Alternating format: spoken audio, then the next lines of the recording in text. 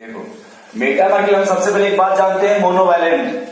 कोई भी कंपाउंड जो एक बॉन्ड बनाता है, कोई भी एटम, हाइड्रोजन का नाम सुने होंगे, वो कितना बॉन्ड बनाता है? तो वो मोनोवैलेंट हो गया।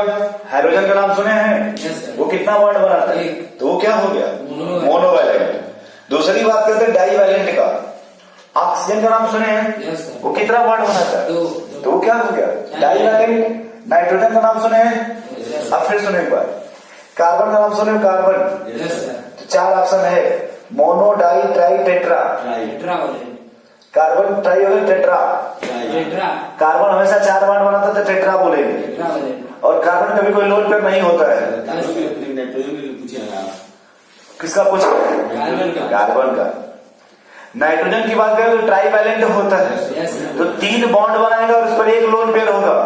फिर से सुनो, नाइट्रोजन आपका क्या है? Trivalent. तो उस पर आपका तीन नाइट्रोजन होगा और एक क्या होगा? Lone pair. यही बात करोगे ऑक्सीजन का, तो दो बॉन्ड बनाएगा, दो लोन पेयर हो जाएगा। यही बात करोगे हाइड्रोजन का, एक बॉन्ड बनाएगा, तीन लोन पेयर हो जाएगा। इस बात को याद रखना हमेशा कि कार्बन हमेशा टेट्रावैलेंट होगा, नाइट्रोजन आपका ट्राईवैलेंट होगा, ऑक्सीजन आपका डाईवैलेंट होगा, हाइड्रोजन आपका मोनोवैलेंट होगा। इतना समझ में आ गया? मेटामर वही शो करेगा जो भी कंपाउंड्स या तो वो डाईवैलेंट हो या फिर ट्राईवैलेंट हो। पहला कंडीशन समझ में आ गया? मेटामर वही शो करेगा जो क्या होना चाहिए? डाईवैलेंट और ट्राईवैलेंट। दूसरा कंडीशन यह याद रखना कि जब भी अगर मेटामर एक्सप्लेन करना होगा, जैसे आइसोमर के लिए दो स्ट्रक्चर चाहिए कि नहीं, तो दोनों हमेशा डाईवैलेंट ही होना चाहिए या फिर दोनों हमेशा ट्राईवैलेंट होना चाहिए। फोर्थ कंडीशन, एक डाईवैलेंट और एक ट्राईवैलेंट नहीं होना चाहिए। और पांचवा कंडीशन, पहले देखो लिखो मैं, difference in alkyl group. Different in alkyl group, कोई भी कंपाउंड जिसका या तो डाईवैलेंट हो या ट्राईवैलेंट हो, ठीक है, लेकिन डिफरेंट क्या होना चाहिए? छठवां पॉइंट, सेम फंक्शनल ग्रुप होना चाहिए।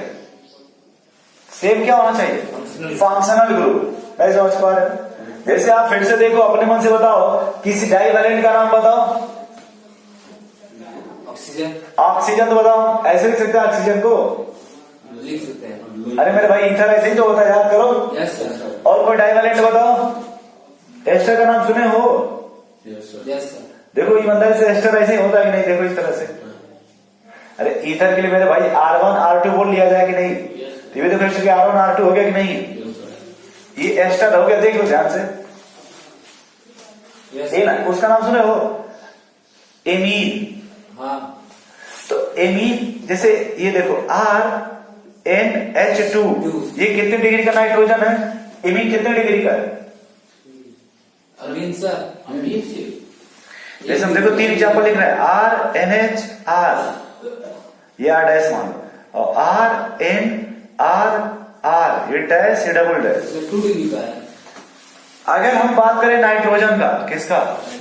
तो डायरेक्ट बस आप ये देखो कि वो कितने कार्बन से अटैच है। फिर से सुनो, नाइट्रोजन के लिए हमेशा आप ये देखोगे कि डायरेक्ट कितने कार्बन से अटैच है। हम कार्बन की तरह नहीं देखेंगे। जब कार्बन की डिग्री देखते थे, कोई भी कार्बन कितना बॉन्ड बना रहा है, मतलब कोई भी कार्बन डायरेक्ट कितने कार्बन से अटैच्ड है। कोई भी कार्बन डायरेक्ट कितने कार्बन से, लेकिन नाइट्रोजन जो था खुद के डिग्री पर डिपेंड करता है। यहां देखोगे कि ये नाइट्रोजन कितने कार्बन से अटैच्ड है? एक। ये नाइट्रोजन 2 और ये 3। ये आपका हो गया 1 डिग्री। Yes sir. ये क्या हो गया? 1 डिग्री। और ये 2 डिग्री। और ये 3 डिग्री। नहीं समझ गए? लेकिन हमने कहा कि मेरे भाई हमें कौन सा इसमें से चाहिए? या तो 2 डिग्री लो या फिर क्या लो? 3 डिग्री। नहीं समझ पा रहे इसमें से? तो 2 डिग्री लिखेंगे अगर इसके लिए, तो RNH R डैश लिखना पड़ेगा कि नहीं? yes, अगर 3 डिग्री लिखोगे तो RNR लिखना पड़ेगा कि नहीं? ऐसे देखो। yes, और कोई बताओ, एमाइड का नाम सुने? एमाइड। यस सर, याद है। तो उसका फार्मूला क्या होता है? RC11O NH2 होता है कि नहीं? yes, तो फिर से देखो, ये हो गया इतना एमाइड ग्रुप। अब ये कितने कार्बन से, कितने एल्किल ग्रुप से अटैच्ड है? नाइट्रोजन। ये पूरा एमाइड होगा ना, सी डबल बॉन्ड ओ और एन। हाँ सर। ये कितने कार्बन से अटैच्ड है? ये एक तो ये हो जाएगा 1 डिग्री। Yes sir. फिर अगर तुम लिखोगे R C double bond O, sorry N रहेगा ना, एन एक एच एक आर। अब ये बताओ ये कितने एल्किल ग्रुप से अटैच हो गया? 2। फिर 2 डिग्री का हो जाएगा। Yes sir. इसको लेकर हटा दोगे आप, लिख कर क्या आपके क्या हो जाएगा? 3 डिग्री का। नहीं समझ पा रहे? समझ गए। बोलो भाई, नहीं समझ पा रहे? तो कोई भी कंपाउंड्स जो क्या या तो डाइवैलेंट या फिर ट्राइवैलेंट, वही क्या शो करेगा? मेटामर। मेटामर। एक बात और याद रखना कि अगर एक डाइवैलेंट है दूसरा क्या है? ट्राइवैलेंट। तो मेटामर शो करेगा क्या? नहीं करेगा। अच्छा, मेटामर डिफरेंस किस में होगा? अल्कीन में। अल्किल ग्रुप किसमें डिफरेंट होगा? Alkyl group. एक बात बताओ, C4H10O का नाम सुने हो? Yes sir. याद करो इसका कभी पोजीशन आइसोमर्स यूज किया गया था। इसका DU कितना है? DU नाम से काउंट करेंगे कि नहीं? नहीं करेगा। तो C+1H-10 कर दें? यस सर, 0 होगा इसका। बोलो भाई, अरे C+1 -H/2, यस सर। तो ये 5 होगा कि नहीं? Yes. और 10/2 5 - 5 0। सही है कि गलत है? सही है। सही है। समझ पा रहे हो? Yes sir. तो आगे बढ़ते चुपचाप। अब इसके देखो, हम 2 आइसोमर बनाते हैं। छोड़ो, अभी ईथर पे आते हैं। किस पे आते हैं? ईथर पे। हमें बस इतना मतलब कि 4 कार्बन है कि नहीं? Yes sir. तो 4 कार्बन कितने वो चेन आइसोमर बनेंगे? 2। ऐसे बनेगा कि नहीं? Yes sir. देखो ऐसे। Yes sir. बोलो। Yes sir. ईथर जब भी लगाओगे तो ईथर अपन डाइवैलेंट है कि नहीं? हाँ। तो जब भी आएगा तो कम से कम 2 कार्बन के बीच में आएगा कि नहीं? Yes sir. कभी किनारे पाएगा क्या ईथर? नहीं आएगा। बोलो भाई, ईथर जब भी आएगा तो 2 एल्किल ग्रुप के बीच में आएगा कि नहीं? Yes sir. नहीं समझ पा रहे तुम? ये करें फिर से बताइए, फिर से देखो। जब भी ये ईथर आएगा, ईथर देखो फिर से, तो 2 के बीच में आएगा कि नहीं? Yes sir. कभी किनारे पाएगा क्या? नहीं आएगा। तो अगर हम इस ईथर बनाए तो यहाँ पे लगा सकते हैं क्या? Yes sir. एक तो यहाँ पे पॉसिबिलिटी है, एक यहाँ पे पॉसिबिलिटी है। नहीं समझ पा रहे हो? तो वहां पे लगाएं तो फिर से देखो, अगर यहां लगाओगे तो CCCOC बनेगा। Yes sir. अगर यहां लगाओगे तो CCO ये बनेगा कि नहीं? Yes sir. और यहां अगर लगाओगे देखो CCOC ये बनेगा कि नहीं? Yes sir. अब मान लो कितने स्ट्रक्चर बने? 3। ईथर का नेमिंग पता है कैसे करते हैं? Yes sir. कैसे? ऑक्सीजन की तरफ से गिनेंगे इसको। तो बता भाई, ईथर का नेमिंग कैसे करते हैं? जहां से नजदीक हो। हाँ नहीं, ईथर के दोनों साइड बीच में ऑक्सीजन है कि नहीं? यस। वहां से देखो, जिस साइड कार्बन कम होगा, जिस साइड कार्बन कम होगा। उसमें ऑक्सी जोड़ देना, ऑक्सीजन। उसके रूट वर्ड में ऑक्सी जोड़ देना, और जिस साइड ज्यादा होगा उसको अल्केन की तरफ पढ़ना। फिर से सुनो, जिस साइड कार्बन कम होगा उसमें क्या जोड़ देना? ऑक्सी। और जिस साइड ज्यादा होगा उसको किसके तरफ पढ़ोगे? अल्केन की तरफ। अब सोच के बताओ कि इस पहले वाले एग्जाम्पल में कम कार्बन किस साइड है?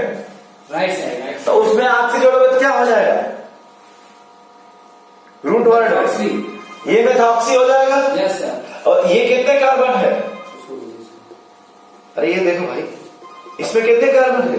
इसमें 3 पड़ेंगे। देखो, अपने मन से सोचो कि ये ऑक्सीजन है कि नहीं? Yes sir. तो जिस साइड कम होगा उसके रूट वर्ड में क्या जोड़ दोगे? ऑक्सी। और जिस साइड ज्यादा उसके रूट वर्ड में क्या जोड़ोगे? अल्केन। एन, अल्केन की तरह। क्योंकि मेरे भाई सिंगल बॉन्ड है कि नहीं? Yes sir. जब सिंगल बॉन्ड है तो एन ही ना जोड़ोगे। Yes, sir. डबल होता तो इन जोड़ते हैं, और ट्रिपल होता तो आइन। तो सबसे पहले इसका नाम क्या हो जाएगा? Methoxy. Methoxy.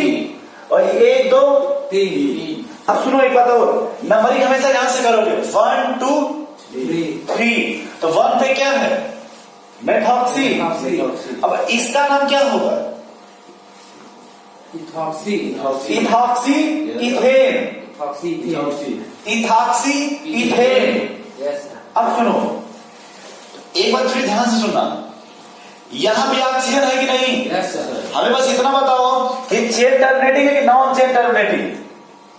Sir chain terminating वो फंक्शन ग्रुप होता है जिसमें कार्बन होता है। Non chain terminating. नंबरिंग वहां से जहां से नजदीक होना चाहिए कि नहीं? Yes, sir.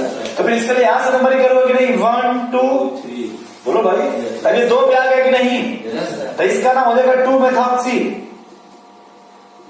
2 मेथॉक्सी प्रोपेन बोलेंगे। Yes sir. इसके लिए 1 मेथॉक्सी प्रोपेन बोलेंगे। Yes sir. 1 methoxy propane. Propane. और इसके लिए एथॉक्सी इथेन। बोलो।